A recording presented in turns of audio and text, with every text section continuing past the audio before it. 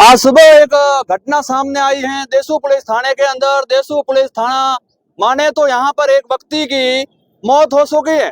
Police वालों की जानकारी अनुसार माने तो फूल सिंह नाम के एक व्यक्ति की थाने लाया गया था और उनके साथ अचानक एक घटना घटी और उन्होंने सुसाइड कर दिया, यह मानना है पुलिस वालों का। लेकिन आज ग्रामीण धरने पर बैठे हैं क्योंकि पुलिस के ऊपर कहीं ना कहीं सवालिया खड़ा निशान खड़े हो रहे हैं, क्योंकि पुलिस कस्टडी के अंदर एक व्यक्ति की मौत होना कहीं ना कहीं माने तो ग्रामीणों में रोष है। और आज ग्रामीण काफी संख्या में धरने पर बैठे हैं कि हकीकत के अंदर ये घटना हुई है तो इस घटना के पीछे क्या कारण हो सकते हैं, क्योंकि एक जांच का विषय है हकीकत में फूल सिंह के साथ क्या हुआ था। मेरे साथ यहाँ कुछ ग्रामीण है, हम उनसे बातचीत करेंगे। नमस्कार सर, क्या नाम है आपका?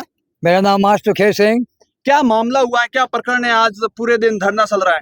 प्रकरण ये है कि जो फूल सिंह नाम का जेठानिया का निवासी है, अब उसको पुलिस कस्टडी में कैसे लिया, क्यों लिया, वो तो पुलिस वाले जाने, ठीक है। अब क्या होता है कि मतलब आज रात, मतलब आज क्या तारीख है?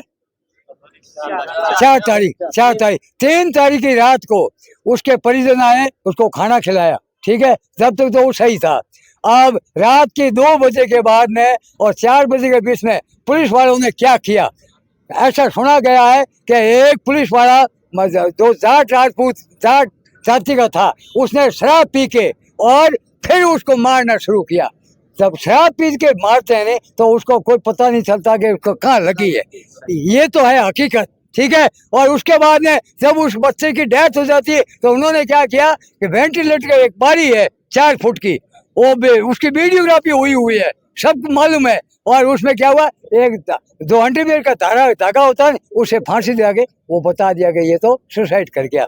ये है पुलिस का नाटक। अब हम कहते हैं कि भाई न्याय होना चाहिए, पुलिस ने कस्टडी में मरा है तो न्याय होना चाहिए।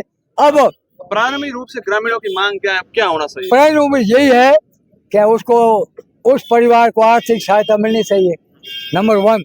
नंबर 2, मुआवजा मिलना चाहिए। नंबर 3, उस परिवार को सरकारी नौकरी मिलनी चाहिए, ठीक है। और 5वां लास्ट एंड फाइनल ये है कि तेतू थाने में जितना भी स्टाफ है इनको तुरंत प्रभाव से निलंबित किया जाए, अन्यथा और घटनाएं करेंगे। इसलिए हम ये चाहते हैं कि इस पूरे स्टाफ को निलंबित किया जाए, पूरी जांच की। नमस्कार सर। नमस्कार। क्या प्रकरण हुआ है आज पुलिस थाने के आगे? लोगों का जमावड़ा है, धरना चल रहा है, हकीकत में क्या घटना हुई थी? देखिए, हकीकत में घटना इतनी मेरे को भी जानकारी नहीं है। मेरे को तो सुबह जानकारी कितने बजे मिली? मेरे को सुबह 8:30 बजे थानेदार साहब ने फोन किया कि आप पुलिस थाना देचू आइए, हमारे को अर्जेंटली काम है और आप जल्दी से जल्दी आइए। तब मैं यहाँ आया। यहाँ आने के बाद में मैंने कहा, क्या थानेदार साहब आप क्या माहौल है थाने का, इर्द-उर्द चल रहा है? डिप्टी साहब आई हुए हैं तो के 2 दिन पहले एक लड़के को लेकर के आए थे और गिरफ्तारी भी नहीं थी उसकी, ना इस किसी प्रकार का उनके ऊपर कोई मुकदमा था। हम पूछताछ के तौर पे लेके आए थे और उसने सुसाइड कर लिया। ऐसा तो हो ही नहीं सकता, पूछताछ पे सुसाइड कर लिया, आज तक इतिहास में नहीं सुना है। फिर हम डेथ बॉडी देखने के लिए गए, तब हमारे को पता लगा यार एक छोटी सी सिंधी से, एक रिबन से बैठा हुआ व्यक्ति मर जाता है। ये तो कदापि भविष्य में भी हमने नहीं सोचा था कि बैठा हुआ व्यक्ति एक बारी से फंदा लगा करके खत्म हो जाता। तब हमने उनको बताया बॉडी पे कुछ निशान मिले? बॉडी पे किसी प्रकार के हमने निशान नहीं देखे, क्योंकि उनके कपड़े पहने हुए थे और कपड़े पहने हुए थे और हाथ पैर नॉर्मल दिखाई दे रहे थे।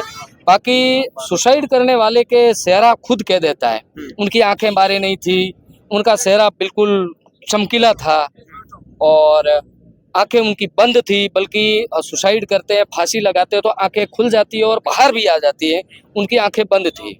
तो ऐसी स्थिति में हमारे को यह प्रतीत हो रहा है कि ये कहीं न कहीं हमारे को ये शंका है कि पुलिस वालों ने ही इनकी किसी प्रकार से हत्या करके उनको सिंधी से लटका के बैठाया है। अब मांग क्या है? अब हमारी ग्रामीणों की और सभी जनों की यही मांग है, बड़े बुजुर्गों की, युवाओं की एक ही मांग है कि इस मैटर में 1 करोड़ रुपए हमारे को सरकार मुआवजा दे और एक परिवार के सदस्य को सरकारी नौकरी दी जाए।